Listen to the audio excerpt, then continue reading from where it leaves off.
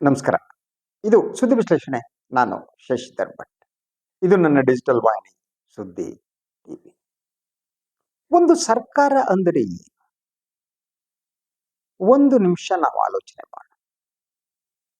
ನಾವು ಸಾಮಾನ್ಯ ಜನ ಆಡಳಿತ ನಡೆಸುವುದಕ್ಕಾಗಿ ನಮ್ಮ ಪ್ರತಿನಿಧಿಗಳನ್ನು ಕಳಿಸ್ಕೊಳ್ತೇವೆ.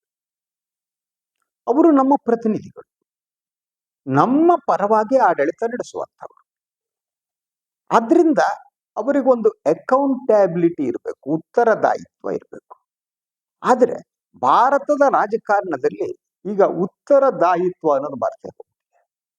ಒಮ್ಮೆ ಆಯ್ಕೆಯಾಗಿ ಸಂಸತ್ ಭವನವನ್ನು, ವಿಧಾನಸೌಧವನ್ನು ಮೆಟ್ಟಲು ಹತ್ತಿದ ಮೇಲೆ ಅವರು ಮಹಾರಾಜರು, ನಾವು ಗುಲಾಮರು. ಅವರು ಮನಸ್ಸಿಗೆ ಬಂದಾಗೆ ಮಾಡ್ತಾರೆ, ನಾವು ಅನುಭವಿಸಬೇಕು. ಇದು ಸ್ಥಿತಿ.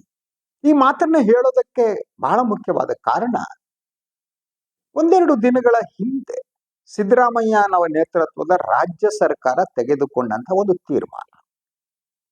ಈ ತೀರ್ಮಾನ ಏನಿದೆ, ಇದು ಒಟ್ಟಾರೆಯಾಗಿ ಜನತಂತ್ರದ ಒಂದು ದುರುಪಯೋಗ ಅಂತಾನೆ ನಾನು ಅಂದ್ಕೊಂಡಿದ್ದೇನೆ. ಅದೇನು ಗೊತ್ತಾ? ರಾಜ್ಯದ ವಿವಿಧ ನಿಗಮ ಮಂಡಳಿಗಳ ಸುಮಾರು 54 ಜನರಿಗೆ ಯಾರು ಅಧ್ಯಕ್ಷರಾಗಿದ್ದಾರೆ ಅವರಿಗೆ ಸಚಿವ ಸ್ಥಾನಮಾನವನ್ನ ನೀಡಿ ರಾಜ್ಯ ಸರ್ಕಾರ ಆದೇಶ ನೀಡಿದೆ. ಈ ಮೊದಲು 25 ನಿಗಮ ಮಂಡಳಿಗಳ ಅಧ್ಯಕ್ಷರಿಗೆ ಇದೇ ಸಚಿವ ಸ್ಥಾನವನ್ನ ನೀಡಲಾಗಿತ್ತು. ಈಗ ಒಟ್ಟಾರೆಯಾಗಿ 100ಕ್ಕೂ ಹೆಚ್ಚು ಜನ ಈ ಸಚಿವ ಸ್ಥಾನವನ್ನ ಅನುಭವಿಸ್ತಾ ಇದ್ದಾರೆ. ಅದರಲ್ಲಿ ಬಹಳಷ್ಟು ಜನ ಶಾಸಕರಿದ್ದಾರೆ, ಮಂತ್ರಿಗಳಾಗದಿದ್ದವರು ಇದ್ದಾರೆ. ಯಾಕೆ ಇದು? ಒಂದು, ಈ ನಿಗಮ ಮಂಡಳಿಗಳು ಯಾಕ್ರಿ ಬೇಕು? ಅಗತ್ಯನೇ ಇಲ್ಲ. ನಿಗಮ ಮಂಡಳಿಗಳ ಅಗತ್ಯ ಇಲ್ಲ. ಈ ನಿಗಮ ಮಂಡಳಿಗಳನ್ನ ಬಂದ್ ಮಾಡೋದು ಬಹಳ ಮುಖ್ಯ. ಆದರೆ ಇಲ್ಲಿ ಪೊಲಿಟಿಕಲ್ ರಿಹ್ಯಾಬಿಲಿಟೇಷನ್ ಸಲುವಾಗಿ ಈ ನಿಗಮ ಮಂಡಳಿಗಳನ್ನ ಇಟ್ಟಿಲಾಗಿದೆ.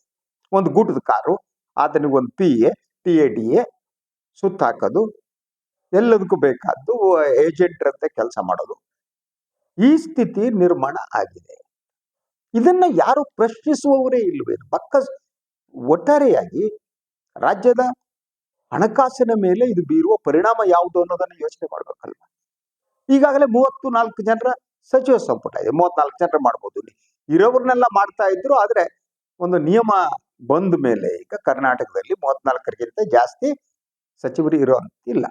ಈ 34 ಜನರಿಗೆ ಸಚಿವರು ಆದ್ಮೇಲೆ ಮುಖ್ಯಮಂತ್ರಿಗಳು ಸೇರಿದಂತೆ ಉಳಿದಂತೆ ನಿಗಮ ಮಂಡಳಿಗಳಿಗೆ ನೇಮಕ ಮಾಡೋದು, ಅವರು ಸಚಿವರ ಸ್ಥಾನಮಾನ ಕೊಡೋದು. ಆದ್ರಿಂದ ಸಚಿವರ ಒಂದು ಸ್ಥಾನಮಾನವನ್ನ ಪಡೆದವರ ಸಂಖ್ಯೆ ಎಲ್ಲ ಸೇರಿ 100ನ್ನ ದಾಟಿ ಹೋಗಿದೆ. ಕಾಂಗ್ರೆಸ್ ಪಕ್ಷದ 136 ಜನ ಇದ್ದವರು ಈಗ 140 ಆಗಿದ್ದಾರೆ. ಅದರಲ್ಲಿ ಮುಕ್ಕಾಲು ಭಾಗ ಶಾಸಕರಿಗೆ ಅಧಿಕಾರ ಕೊಡಲಾಗಿದೆ.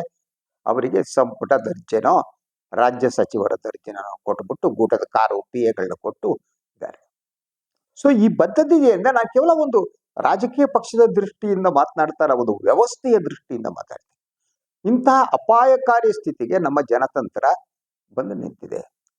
ಮತ್ತು ಈ ಬಹುತೇಕ ನಿಗಮ ಮಂಡಳಿಗಳಿಗೆ ಕೆಲಸನೇ ಇಲ್ಲ. ಇವರಿಗೆ ಏನು ಕೆಲಸ ಇಲ್ಲ. ಅವ್ರಿಗೆ ಕೆಲಸ ಮಾಡೋ ಸ್ವಾತಂತ್ರ್ಯವೇ ಇಲ್ಲ. ನಿಗಮ ಮಂಡಳಿಗಳ ಉದ್ದೇಶ ಏನು ಗೊತ್ತಿಲ್ಲ. ಫಾರ್ ಎಕ್ಸಾಂಪಲ್ ತಗೊಳ್ಳಿ, ವಸತಿ ಇಲಾಖೆ, ವಸತಿ ಸಚಿವರು ಇರ್ತಾರೆ, ಸಾಕಲ್ವಾ ಅಧಿಕಾರಿಗಳು ಕೆಲಸ ಮಾಡೋಕೆ? ಅದಕ್ಕೆ ವಸತಿಗೊಂದು ನಿಗಮ, ಅದಕ್ಕೊಬ್ಬ ವ್ಯಕ್ತಿ, ಅವನಿಗೆ ಗೂಟದ ಕಾರು, ಅವನು ಓಡಾಡುದು, ಅವನಿಗೊಂದು ಆಫೀಸು. ಸಾರ್ವಜನಿಕರ ಹಣವನ್ನ ಲೂಟಿ ಹೊಡೆಯುವುದು ಇದರ ಉದ್ದೇಶ ಅಂತ ಅನ್ಸೋದಕ್ಕೆ ಪ್ರಾರಂಭ ಆಗುತ್ತೆ. ಶಾಸಕರು ಮಾಡಬೇಕಾದ ಬೇರೆ ಕೆಲಸಗಳಿವೆ. ಬಹುತೇಕ ಶಾಸಕರುಗಳಿಗೆ ತಮ್ಮ ಕೆಲಸ ಏನು ಅಂತ ಗೊತ್ತಿಲ್ಲ. ಶಾಸಕ ಅಂದ್ರೆ ಏನರ್ಥ? ಶಾಸನ ರಚನೆ ಮಾಡುವವ. ಯಾರು ಶಾಸನ ರಚನಾ ಸಭೆಯಲ್ಲಿರ್ತಾರೋ ಅವರು ಶಾಸಕರು. ನಮ್ಮ ಅಸೆಂಬ್ಲಿ ಕೌನ್ಸಿಲ್ಗಳೇನಿವೆ ಅವು ಶಾಸನ ರಚನಾ ಸಭೆಗಳು. ಬಹಳ ಮುಖ್ಯವಾಗಿ ಅಲ್ಲಿ ರಾಜ್ಯದ ಭವಿಷ್ಯಕ್ಕೆ ಸಂಬಂಧಪಟ್ಟಂತಹ ಕಾನೂನುಗಳ ರಚನೆ, ನಿರ್ವಹಣೆ ಇತ್ಯಾದಿ ಬಗ್ಗೆ ಚರ್ಚೆ ನಡೀಬೇಕು. ಆದರೆ ಇವತ್ತು ಶಾಸಕರುಗಳು ತಮ್ಮ ಈ ಮೂಲಭೂತ ಕರ್ತವ್ಯನ ಮರ್ತು ಬಿಟ್ಟಿದ್ದಾರೆ. ಸ್ಥಳೀಯ ಸಂಸ್ಥೆಗಳ ಇವರು ಕೆಲಸ ಮಾಡಬೇಕಾದ ಯಾವುದೋ ಒಂದು ಊರಿನಲ್ಲಿ ಅಂತ ಇಟ್ಕೊಳ್ಳಿ, ಒಂದು ರಸ್ತೆ ಆಗ್ಬೇಕು, ಅದು ಶಾಸಕನ ಕೆಲಸ ಅಲ್ಲ. ಅಲ್ಲಿ ಒಂದು ಮೋರಿ ಕಟ್ಟಬೇಕು, ಅದು ಶಾಸಕರ ಕೆಲಸ ಅಲ್ಲ. ಅದನ್ನು ಸ್ಥಳೀಯ ಸಂಸ್ಥೆಗಳು ಮಾಡಬೇಕು. ಅಂದ್ರೆ ಒಟ್ಟಾರೆಯಾಗಿ ಏನು ಆ ಅಧಿಕಾರ ವಿಕೇಂದ್ರೀಕರಣ ಇತ್ತಲ್ಲ, ಆ ಅಧಿಕಾರ ವಿಕೇಂದ್ರೀಕರಣದ ವ್ಯವಸ್ಥೆಯನ್ನ ಸಂಪೂರ್ಣವಾಗಿ ನಾಶಪಡಿಸಲಾಗಿದೆ. 83ರಲ್ಲಿ ಬಂದಂತಹ ಜಿಲ್ಲಾ ಪಂಚಾಯತ್ ವ್ಯವಸ್ಥೆ ಅತ್ಯದ್ಭುತವಾದ ವ್ಯವಸ್ಥೆ ಆಗಿತ್ತು. ಅದನ್ನು ನಾಶಪಡಿಸಲಾಯಿತು. ಈಗ ಗ್ರಾಮ ಪಂಚಾಯತ್ಗೂ ಚುನಾವಣೆ ನಡೆಯಲ್ಲ, ಸ್ಥಳೀಯ ಸಂಸ್ಥೆಗಳು. ಯಾಕಂದ್ರೆ ಈ ಶಾಸಕರು ಎಲ್ಲವನ್ನ ತಮ್ಮ ನಿಯಂತ್ರಣ ಇಟ್ಕೋಬೇಕು. ಸ್ಥಳೀಯ ಜನಪ್ರತಿನಿಧಿಗಳು ಬಂದ್ಬಿಟ್ರೆ ಇವರ ಅಧಿಕಾರ ಕಡಿಮೆ ಆಗುತ್ತೆ. ಆ ಕಾರಣಕ್ಕೆ ಚುನಾವಣೆ ನಡೆಯದಂತೆ ಶಾಸಕರು, ಸಚಿವರು, ಸರ್ಕಾರ ಮಾಡ್ತಾರೆ. ಅವರು ತಾವು ಮಾತ್ರ ಅಧಿಕಾರವನ್ನು ಅನುಭವಿಸಬೇಕು. ಈ ಕಾರಣಗಳಿಂದಾಗಿ ಈ ಸ್ಥಳೀಯ ಸಂಸ್ಥೆಗಳು ಶಿಥಿಲಗೊಂಡಿವೆ, ಅಧಿಕಾರ ವಿಕೇಂದ್ರೀಕರಣ ಹೊರಟೋಗ್ಬಿಟ್ಟಿದೆ ಅಂತ. ಸೊ ಪ್ರತಿ ವಿಚಾರದಲ್ಲಿ, ಫಾರ್ ಎಕ್ಸಾಂಪಲ್ ಲೇಟೆಸ್ಟ್ ನೀವು ನೋಡಿ, ಈ ಗ್ರಾಮ ಸಭೆಗಳಿದೆಯಲ್ಲ, ಗ್ರಾಮ ಸಭೆಗಳಿಗೆ ಅತಿ ಹೆಚ್ಚಿನ ಮಹತ್ವವನ್ನು ನೀಡಲಾಗಿತ್ತು ಜಿಲ್ಲಾ ಪಂಚಾಯತ್ ವ್ಯವಸ್ಥೆಯಲ್ಲಿ. ಬಹಳಷ್ಟು ಜನರಿಗೆ ಗೊತ್ತಿದೆಯಲ್ಲ ಗೊತ್ತಿಲ್ಲ, ಕರ್ನಾಟಕದಲ್ಲಿ ಪ್ರಥಮ ಬಾರಿಗೆ ಜಿಲ್ಲಾ ಪಂಚಾಯತ್ ವ್ಯವಸ್ಥೆ ಬಂದ ಮೇಲೆ ರಾಜೀವ್ ಗಾಂಧಿ ಅವರು ಒಬ್ಬರನ್ನ ಕರ್ನಾಟಕ ಕಳಿಸ್ತಾರೆ. ಮೋಸ್ಟ್ಲಿ ಮಣಿಶಂಕರ್ ಅಯ್ಯರ್ ಅಂತ ಅಂದ್ಕೊಂಡಿದ್ದೇನೆ. Subject to correction. ಕರ್ನಾಟಕದ ಈ ಅಧಿಕಾರ ವಿಕೇಂದ್ರೀಕರಣದ ವ್ಯವಸ್ಥೆಯನ್ನ ಅಧ್ಯಯನ ಮಾಡಿ ಬನ್ನಿ ಅಂತ ಹೇಳ್ತಾರೆ. ಅವ್ರು ಬಂದು ಅಧ್ಯಯನ ಮಾಡಿ ಹೋಗ್ತಾರೆ. ಇದು ಅತ್ಯದ್ಭುತವಾದ ವ್ಯವಸ್ಥೆ, ಜಾರಿಗೆ ತರಬೇಕು, ಸಂವಿಧಾನವನ್ನ ತಿದ್ದುಪಡಿ ಮಾಡಿ ದೇಶದಲ್ಲಿ ಈ ಒಂದು ಜಿಲ್ಲಾ ಪಂಚಾಯತ್ ವ್ಯವಸ್ಥೆ ಜಾರಿಗೆ ಬರುತ್ತೆ. ಆದ್ರಿಂದ ಈ ಜಿಲ್ಲಾ ಪಂಚಾಯತ್ ವ್ಯವಸ್ಥೆಯ ಜನಕ ಯಾವುದು ಅಂದ್ರೆ ಕರ್ನಾಟಕ. ಅಧಿಕಾರ ವಿಕೇಂದ್ರೀಕರಣದ ಕನಸು. ಗ್ರಾಮ ಮಟ್ಟದಲ್ಲಿ ಏನಾಗಬೇಕು, ತಾಲೂಕು ಮಟ್ಟದಲ್ಲಿ ಏನಾಗಬೇಕು, ಜಿಲ್ಲಾ ಮಟ್ಟದಲ್ಲಿ ಏನಾಗಬೇಕು. ಸ್ಥಳೀಯ ಆಡಳಿತ ಅನ್ನೋದಿದೆಯಲ್ಲ, ಅದೇ ಭಾರತೀಯ ಸಂಸ್ಕೃತಿಯ ಮೂಲ. ಅದು ಇವರೇನು ಹಿಂದೂಯಿಸಮು ಅದು ಇದು ಅಂತೆಲ್ಲ ಮಾತನಾಡ್ತಾರಲ್ಲ, ಇವ್ರಿಗೆ ಗೊತ್ತೇ ಇಲ್ಲ. ಸೊ ಭಾರತದಲ್ಲಿ ಗಣ ಪದ್ಧತಿ ಇತ್ತು ಅಂತ. ಸೊ ಅದನ್ನ ಬಹಳ ಮುಖ್ಯವಾಗಿ ರಾಹುಲ್ ಸಾಂಕ್ರತಾಯನ ಅನ್ನುವ ಒಬ್ಬ ಬರಹಗಾರರು, ಕಾದಂಬರಿಕಾರರು, ಓಲ್ಗಾ ಗಂಗಾ ಅನ್ನುವ ಕಾದಂಬರಿಯಲ್ಲಿ ಮಾಡ್ತಾರೆ. ಗಣಗಳಿತ್ತು ಅಂತ. ಆ ಗಣದಿಂದಾಗೆ ಗಣಪತಿ ಬಂದದ್ದು. ಗಣಪತಿ ಅನ್ನುವವನು ಆ ಗಣದ ಮುಖ್ಯಸ್ಥನಾಗಿದ್ದ ಅನ್ನುವ ಕಲ್ಪನೆ ಇದೆ ನಮ್ಮಲ್ಲಿ ಅಧಿಕಾರ ವಿಕೇಂದ್ರೀಕರಣ ಬಂದದ್ದು ಹಾಗೆ. ನಮ್ಮ ಸಂಸ್ಕೃತಿ, ಪರಂಪರೆ, ಧರ್ಮ ಎಲ್ಲದರ ಮೂಲ ಇದೆಯಲ್ಲ, ಅದು ಅಧಿಕಾರ ವಿಕೇಂದ್ರೀಕರಣ. ಸ್ಥಳೀಯ ಆಡಳಿತ ಅನ್ನು ಮಾಡಬೇಕು ಅನ್ನೋದು. ಗಾಂಧಿ ಕೂಡ ಹಾಗೆ ಮಾತನಾಡ್ತಾ ಇದ್ರು. ನೀವು ಪ್ರತಿಯೊಂದು ಇಡೀ ಆರ್ಥಿಕತೆಯಲ್ಲಿ ನೀವು ಒಂದು ಜಿಲ್ಲೆಯನ್ನ ಒಂದು ಯೂನಿಟ್ ಆಗಿ ತಗೊಳ್ಳಿ ಸರ್, ಅಥವಾ ಒಂದು ತಾಲೂಕನ್ನ ಒಂದು ಯೂನಿಟ್ ಆಗಿ ತಗೊಳ್ಳಿ.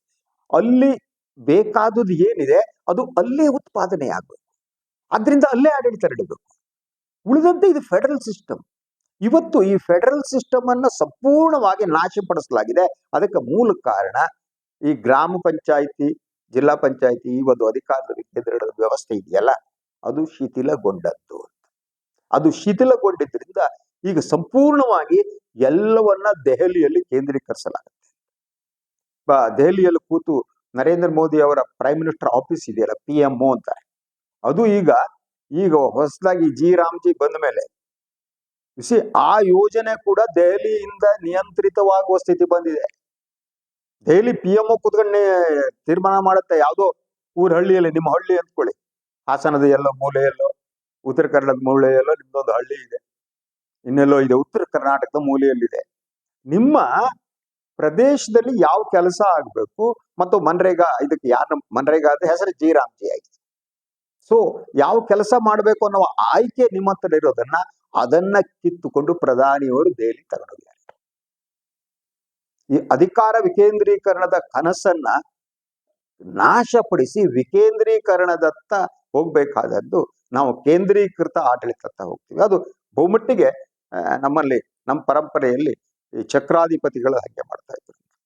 ಪ್ರತಿಯೊಂದು ಅಧಿಕಾರ ಚಕ್ರಾಧಿಪತಿ ಹತ್ರ ಇತ್ತು, ಸರ್ವಾಧಿಕಾರಿ ಹತ್ರ ಇರ್ತಾ ಇತ್ತು.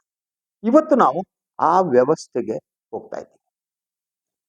ಆದ್ರಿಂದ ರಾಜ್ಯ ಮಟ್ಟದಲ್ಲಿ ಈ ಕಾಂಗ್ರೆಸ್ನವರಿಗೆ ಅಧಿಕಾರದ ವಿಕೇಂದ್ರೀಕರಣದ ಕುರಿತು, ಸ್ಥಳೀಯ ಆಡಳಿತ ಕುರಿತು ಮಾತನಾಡುವ ಯಾವುದೇ ನೈತಿಕತೆ ಉಳಿದಿಲ್ಲ.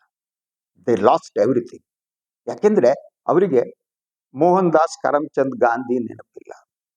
ಗಾಂಧಿಯವರ ಆರ್ಥಿಕತೆ ಏನು ಅಂತ ಕೇಳಿ ಈ ಮಂತ್ರಿಗಳಿಗೆ ಯಾರಿಗಾದ್ರೂ ಗೊತ್ತಾ ಅಂತ? ಗಾಂಧಿ ಗ್ರಾಮೀಣ ಭಾರತದ ಬಗ್ಗೆ ಯಾವ ಕನಸನ್ನು ಕಂಡಿದ್ರು, ಅವ್ರ ಆರ್ಥಿಕ, ಅವರ ಆಲೋಚನೆಗಳಿದೆಯಲ್ಲ, ಅದು ಯಾವ ರೀತಿ ಇತ್ತು ಹೋಗಿ ಕೇಳಿ. ಯಾರು ಮಾತನಾಡ್ತಾರೆ ಯಾರಿಗೆ ಅರ್ಥ ಆಗುತ್ತೆ ಅಂತ. ಸಿದ್ದರಾಮಯ್ಯವ್ರಿಗೆ ಅರ್ಥ ಆಗ್ಬೋದು, ಆದ್ರೆ ಅವ್ರು ಇಂಪ್ಲಿಮೆಂಟ್ ಮಾಡುವ ಸ್ಥಿತಿಯಲ್ಲಿ ಇದಾರೆಲ್ಲ ಗೊತ್ತಿಲ್ಲ. ಅವರಿಗೀಗ ತಮ್ಮ ಬೆಂಬಲಿಗ ಶಾಸಕರನ್ನ ಉಳಿಸ್ಕೋಬೇಕಾಗಿದೆ ಅನ್ನೋದಿರ್ಬೋದು. ಅನಿವಾರ್ಯ ಸ್ಥಿತಿ ಅಂತ ಅವ್ರು ಕ್ಲೇಮ್ ಮಾಡ್ಕೋಬಹುದು. ಅದ್ ನಾನು ಉಳಿದಂತೆ ಯಾರಿಗೂ ಕೂಡ ಗ್ರಾಮೀಣ ಭಾರತ, ಗಾಂಧಿ ಆರ್ಥಿಕತೆ ಬಗ್ಗೆ ಗೊತ್ತಿಲ್ಲ. ಸ್ಥಳೀಯ ಮಟ್ಟದ ಆಡಳಿತ ಹೇಗೆ ನಡಿಬೇಕು ಅನ್ನೋದು ನಮ್ಮ ಸಂಸ್ಕೃತಿ ಪರಂಪರೆಯಲ್ಲಿ ಬಹಳ ಅದ್ಭುತವಾಗಿದೆ. ನಿಜವಾದ ಗಣರಾಜ್ಯ ನಮ್ಮ ಭಾರತ ಆಗಿತ್ತು. ಈಗ ಗಣರಾಜ್ಯ ಹೊರಟೋಗ್ಬಿಟ್ಟಿವೆ. ದೆಹಲಿಯಲ್ಲಿ ಕೂತು ಗಣಗಳು ಡ್ಯಾನ್ಸ್ ಮಾಡ್ತಿವೆ. ಆ ಗಣಗಳು ಯಾವ ರೀತಿಯ ಗಣಗಳು ನಾ ಹೇಳ್ಬೇಕಾಗಿಲ್ಲ. ಅವರ ಎಲ್ಲವನ್ನ ತಮ್ಮ ಕೈಯಲ್ಲಿ ನಿಯಂತ್ರಿಸಿಕೊಂಡು ಕೊಳ್ತಿದ್ದಾರೆ. ರಾಜ್ಯಗಳ ಸ್ಥಿತಿ ಹೀಗಾಗಿದೆ. ಸೊ ನೂರಾರು ಶಾಸಕರುಗಳನ್ನ ಸಾಕಬೇಕಾದಂತ ಸ್ಥಿತಿ ಈ ದೇಶದ ಸಾಮಾನ್ಯ ಜನರಿಗೆ ಬಂದಿದೆ. ಕಷ್ಟಪಟ್ಟು ದುಡಿದ ಹಣ ಇರ್ತಲ್ಲ, ಆ ಹಣವನ್ನ ಈ ಜನ ದುರುಪಯೋಗ ಪಡಿಸ್ಕೊಂಡು ಮಜಾ ಉಡಾಯಿಸೋದಕ್ಕೆ ಬಳಸ್ತಿದ್ದಾರೆ. ಸಾಮಾನ್ಯ ಜನ, ನಿಮ್ಮಂಥವ್ರು, ನಾವು ಒಂದು ಕಾಫಿ ಕುಡಿದ್ರೆ GST ಕೊಡ್ತೀವಿ, ಒಂದು ಇಡ್ಲಿ ವಡ ತಿಂಡಿ ತಿಂದ್ರೆ GST ಕೊಡ್ತೀವಿ. ನಾವ್ ಏನು ಮಾಡಿದ್ರು GST ದುಡ್ಡು ಹೋಗುತ್ತೆ, ತೆರಿಗೆ ಹಣ. ಅದು ಆ GST ಅಲ್ಲಿ ಒಂದು ಪಾಲು ರಾಜ್ಯ ಸರ್ಕಾರಕ್ಕೆ ಬರುತ್ತೆ. ನೀವು ಈ ಬಂದಂತ ಒಂದು ಪಾಲನ್ನ ನೀವು ಮಜಾ ಉಡಾಯಿಸುವುದಕ್ಕೆ ಬಳಸ್ತಾ ಇದ್ದೀವಿ. ನಿಮ್ಗೆ ಗೂಟದ ಕಾರ್ ಬೇಕು, PA ಬೇಕು, ಸ್ಟಾಫ್ ಬೇಕು. ಕೆಲಸ ಏನಯ್ಯ ಗೊತ್ತೇ ಇಲ್ಲ.